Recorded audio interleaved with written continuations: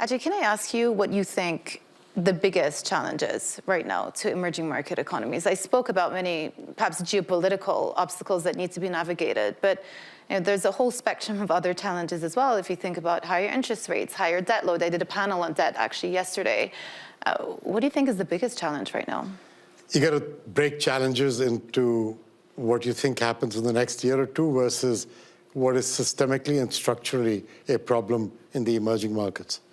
And, if you step back for a second, I think the world is taken aback by the fact that growth rates have actually done better than people thought in the last couple of years. Now, if you, again, break that down, the US, China, and India outperformed. The US, because a great deal of investment went into AI and data and infrastructure, but also because the US economy has got certain inbuilt, what I call shock absorbers and systems, which enable it to pull through at these moments. India and China China has outperformed in the sense it's a little under 5%, but again, better than people thought. And India has done close to 8%, again, better than people thought in the environment of uncertainty that Mohammed started talking about. But when you go to the other part of the world, the emerging markets, actually 1 out of 4 is still 10% lower in its per capita GDP than it was pre-COVID. Hidden inside that are all kinds of problems to do with debt, liquidity, fiscal management, profligacy in their thinking at that moment. When interest rates were low, borrowing felt easy. And as Mohammed once told me when I was first becoming a candidate for this, you have to think long term, not just this term. So I'm answering this to you in the same way. Think about debt and liquidity as a deep problem today. But really, if you want to think about both a problem and an opportunity, which I think is a problem not just for the emerging markets, but for the developed world, is the demographic bulge coming through the emerging markets in the coming 12 to 15 years. 1.2 billion young people are going to get to 18 years of age in the next 12 to 15 years in the emerging markets. Those same countries are currently forecast to create around 400 million jobs. And this is before, and we can argue about the merits and demerits of AI, and I have my own view, but this is before I factor all that in. Now, these estimates are made by economists, and economists tend to be notoriously wrong. but if they're wrong, they're not wrong by 800 million.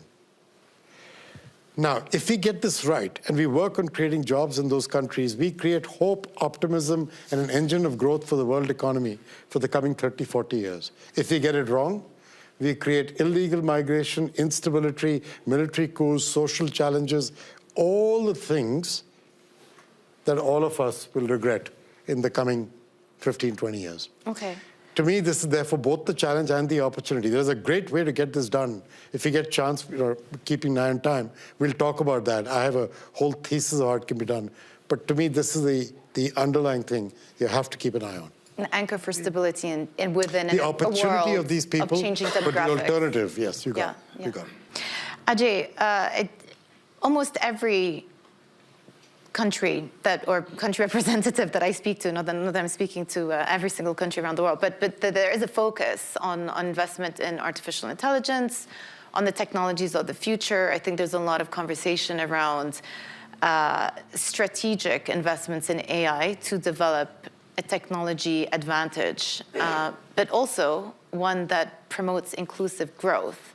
So how do you think about the digital divide and various advancements of artificial intelligence around the world in an environment where we said there are many, many challenges and governments have to think about where their spending is going? How much time do you have? That question could consume 16 years.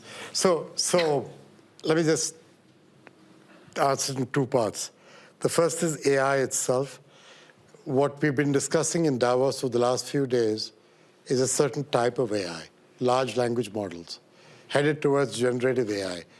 Very important. Great opportunities in certain kinds of things coming from it.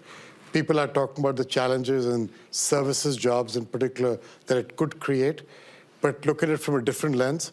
What do you need for large language models and generative AI? You need 4 things. You need computing power, lots of it. You need electricity, lots of it. You need data, lots of it, kept in its simplest form with safety and security built in. And you need people who understand how to manipulate all that. There are very few emerging markets in the world that have those four things. Very few. So if anything, I believe if all we talk about is large language models and generative AI, I think inequality will expand, not reduce. On the other hand, small AI, not big AI as in this, but small AI is different. Small AI connects back to my jobs point, which I'd love to talk about for a minute, because it connects to Vision 2030. So let me explain small AI. If I'm a farmer in a village in Kenya, and I can use a phone to point to a disease on this plant, and I have no idea what the heck it is, and I don't want to know the name because I can't pronounce it. But I know that that disease is fixable by that insecticide that I can buy for $3 from my farmer's cooperative. That's small AI.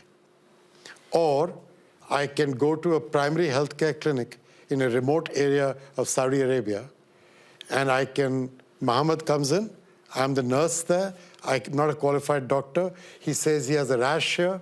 I can take a photograph. I send it to you, the doctor. You say it's just eczema. Give him this ointment, tell him to go away. Or it's actually something I don't like. I'd like him to come to the regional hospital within X number of days. Here's the appointment set up.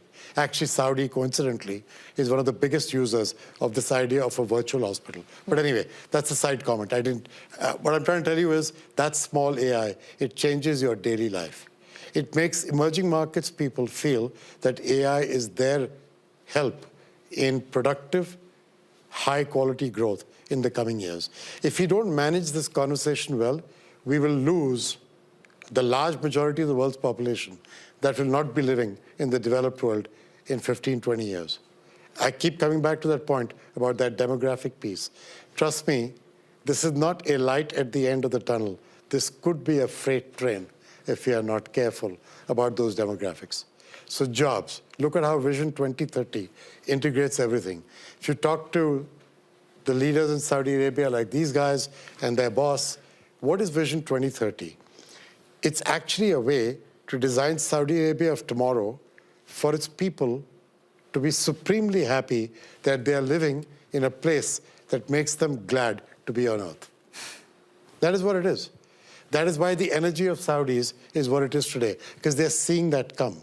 But when you convert that vision into day-to-day stuff, it's about doing the right things that create jobs. What are those? First, build infrastructure. What has Saudi done over the last 20 years? Built amazing infrastructure, not just physical, but human. How much money is this country investing in human capital, in skilling, in education, in healthcare? Large sums of money. So they're building both physical and human infrastructure. Second, they're focused on liberalizing their regulatory regime. Sensibly, paced, but done. What have they done? All kinds of laws. Labor law, land law, bankruptcy law, you name it, these guys are working it methodically and systematically.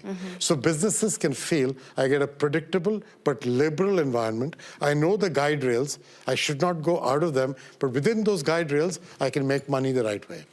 And then the third is financing. The amount of money that has been plowed by them into creating the right catalytic opportunity for medium and small scale enterprises, who, by the way, are under-noticed as the real drivers of job growth in this country. That's the third thing. Why am I telling you all this? That's Vision 2030. It goes back to 5 sectors that don't rely on trade as the only way to grow. What are those? Infrastructure, primary healthcare, tourism, which is the single largest generator of job for every dollar invested in any industry. Value-added manufacturing, minerals, metals, energy, other things, defense industry, and then agri-technology for small farmers. Yeah. And all this backed up by entrepreneurship opportunities, which is one of the things that His Highness is very focused on. Yeah. So why did I start with jobs? Because I think Saudi has the demographic dividend that it wants to capitalize on. Their leadership has figured out that they need to do it in a way that's constructive and makes people happy to want to be in Saudi. They don't want only Saudis to benefit. They want their neighbors and their region to benefit because they care about the bigger picture around them. They're actually watching a revolution going on quietly.